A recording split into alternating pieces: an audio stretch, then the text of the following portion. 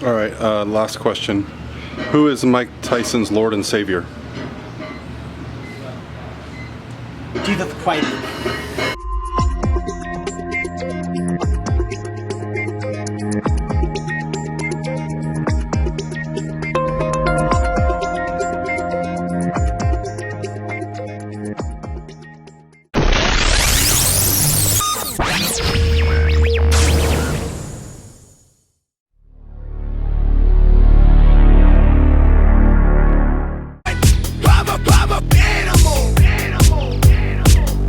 Hey guys, what's going on? Paul Ravella here, prophysique.com, and I want to talk today a little about training through and with injuries.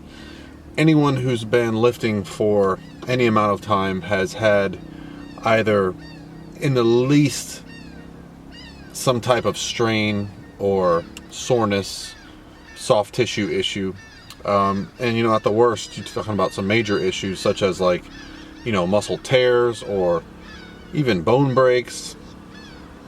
And so what's the best thing to do in those situations? And right now my buddy Layne is going through a situation right now where he's got a bursitis of his hip, and it reminded me of a couple of years ago when I had an issue with my hip, and I had to do something that for me at the time seemed very difficult.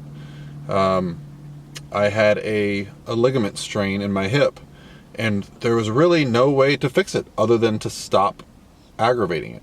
And so that meant no longer training legs, which for me, it was very difficult because that's probably, one of my favorite things to train at this point in my career. I love training legs. So stopping, although beneficial, was difficult for me at first mentally. But what I found was when I made the decision to stop training and focus on other things, I increased the frequency of my other body parts. I was still able to deadlift because you don't get full hip extension when you deadlift. So yeah, it sucked at first, but after 3 months of not training legs, I went in and started very light. I mean, I think the first day I might have done 1 set of leg press and then 2 sets, and then I might have added some hack squats, and then eventually I got to free weight squats. But the great thing is that it went away. It actually got better, and I was able to continue training. So with Layne's situation right now, I'm gonna ask him some questions in the gym today about what he's doing regarding training with an injury. But I get this question a lot. Each case by case has to be looked at on its own. But if we stop training every time we get an injury or hurt, we're not going to make progress. So it's important that you learn how to train around these things. The most common injuries or problems are usually around the more complicated joints, like the shoulder. The glenohumeral joint has just so much going on in there. And so there can be a lot of issues with the shoulder, but the nice thing about the shoulder is that sometimes it's just the plane of movement that you're in. So you'll have an issue with, say, overhead dumbbell pressing, but you might not have an issue with incline dumbbell pressing, or vice versa. Or the bench press might bother you, but overhead pressing might not bother you. So you're able to kind of augment the training you're missing by adding something in another area or another plane. So always try to work around the issue. If you're seeing a doctor, always listen to the doctor. I know sometimes their solutions can be kind of short-sighted. They don't see things from an athlete's perspective. That's another thing I did well when I was researching doctors. I found an orthopedic doctor when I had my hip issue who was familiar with athletes. So his first inclination was not to tell me to just stop training, which I feel is important because most of us are not going to stop training if we really care. And some of us can't. If you've got an event coming up, you really need to power through. He offered me some solutions, like a cortisone shot, like some anti-inflammatories, ice and heat, and doing things like that nature will often speed up the process. Only at last resort did I stop training. So just figured I'd give you guys some insight on how I've worked around issues in the past. I've had some bicep tendonitis, shoulder tendonitis, hip tendonitis, stuff like that. Nothing crazy major, where I've had to just, you know, completely be out of the gym. So I've been able to work around most of my issues.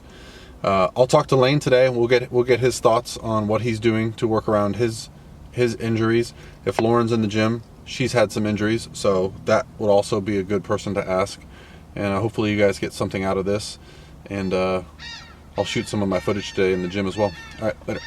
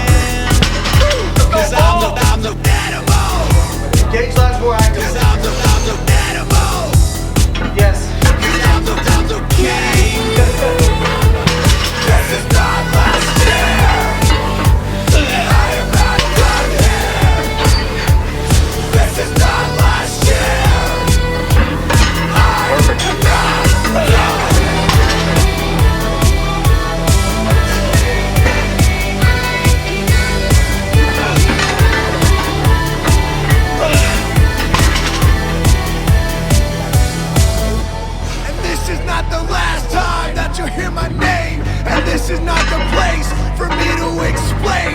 I'm good. This is not the pain talking. This is cold facts. Mark my words. This time next year I won't be here. Son, chip on my shoulder drives me and I'm not done yet. Thought I told you I put it down. Man, 'cause I dominate. I'm never gonna take off this crown. I'm never gonna take off this crown. I'm never gonna take off this crown. 'Cause I'm the king.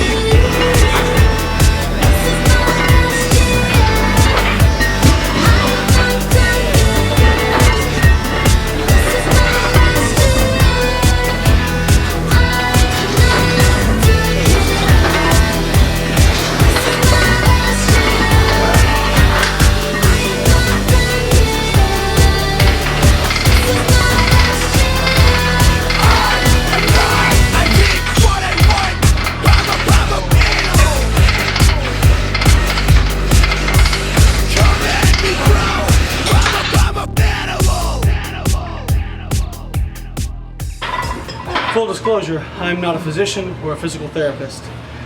Working around injuries, the primary thing to figure out is that, one, how severe is this? If you tore your pec, tore your quad, it's not something to work around. You need to go see a doctor, you're probably going to require surgery.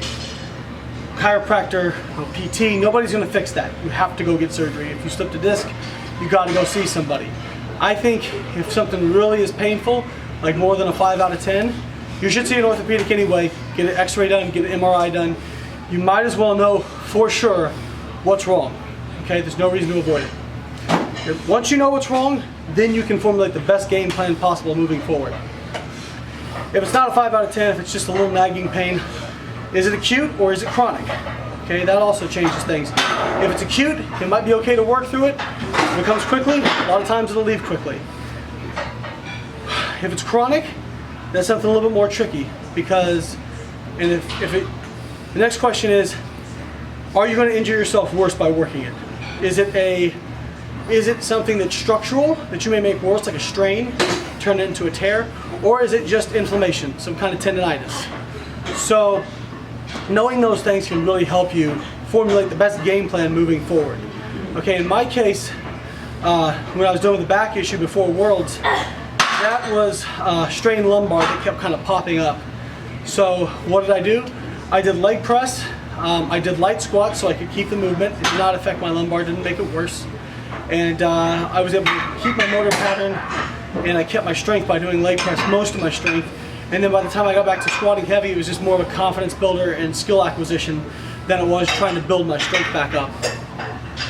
In the case of my hip, I got an MRI done, I got an x-ray done, confirmed there was nothing structural. There is not, it is bursitis.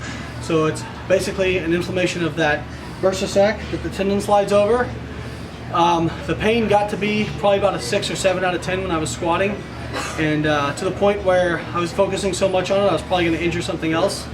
So unfortunately with the bursa, the fortunate thing, it is inflammation. It's not going to get worse by me, or I'm sorry, it's not going to be some structural issue. The bad thing is it will keep popping back up. I'm going to have to be dealing with this for a while now. And so what I'm doing is, in an effort to give it time to rest and recuperate, I'm doing very light squats when I feel good, when I'm less than a 2 out of 10 pain level.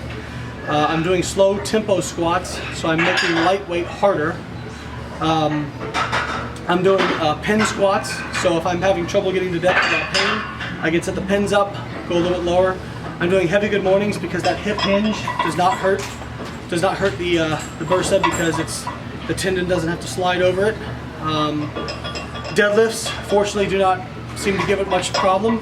Bench press wasn't giving it much problem until yesterday, and I had a good arch going and a lot of hip extension, and unfortunately I aggravated it a little bit. So, you know, these are just things that happen, and you just kind of got to work with them. It also depends on what's your time frame. If I didn't have Worlds coming up in June, I would probably just take 3 months completely off from doing any kind of squatting exercise and give this thing time to heal and try to come back and really get as 100% as I possibly could. I have Worlds coming up. That's not really an option because yes, if I took time off, I'd get a lot better, but I lose so much skill that I'd be playing catch up and probably have a higher chance of re-injuring it.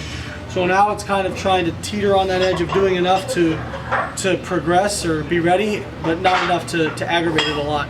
And that can be tricky, but I can tell you, if you don't have something coming up, I've almost always, if I've just given it the time to rest, it's improved. Even if it was slow, it's improved. And even just taking 3 months and not doing something. I mean, Paul's knees were killing him. He took 3 months off doing squats and he felt much, much better. That skill that you acquire, yes, you will lose some strength, but it will also come back very, very quickly. So keep in mind, in the interest of your long and hopefully successful lifting career, that don't turn something small into something big, because then you'll really be in trouble. So I think the first advice is find out what's going wrong, find out for sure, come up with the best game plan depending on when your next competition is, how important that competition is to you, and what other options you have. Maybe if you're doing bodybuilding, not powerlifting, you can do blood flow restriction. If I was doing bodybuilding right now and not powerlifting, I really wouldn't be that worried about it. I'd just do a lot of volume of blood flow restriction, lightweight, and let it heal. But unfortunately, I'm doing powerlifting and I have to lift heavy weights. So it all depends on your sport, what your goals are, and how much time you have to let it heal and what exactly is wrong. But don't play the guessing game, find out what's wrong. Alright guys, so after hearing from myself and Layne on the topic of, you know, training around injuries, I think the biggest takeaway would really be that you just have to assess each situation differently. And although it can be tough, both, you know, mentally and physically, you have to start making plans on how you can move forward. I think the biggest issue with letting an injury set you back is that it can actually create an even bigger issue if you let it. Because not only will you be disappointed in the injury and your lack of ability to progress, but if you allow it to put you in a place where you don't go to the gym or you don't continue to look for ways around it, that in itself will also create a little bit of depression or, you know, result in, you know, just feelings of guilt over what you're unable to do. So if you intend to do this for a long period of time, this being, you know, building muscle, building strength, just being in the, you know, in a position to be a strength athlete of some nature, you're gonna have to deal with injuries. And I've certainly done it. Layne has certainly done it.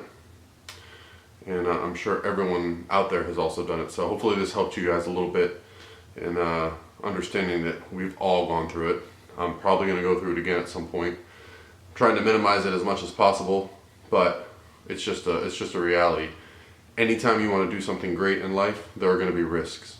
So, with that said, guys, hopefully you enjoyed the video, and I'll get the next one out when I come up with something. If you got anything on your mind, go ahead and comment below, and maybe I'll do a video on the topic. So, appreciate. Have a good day, guys.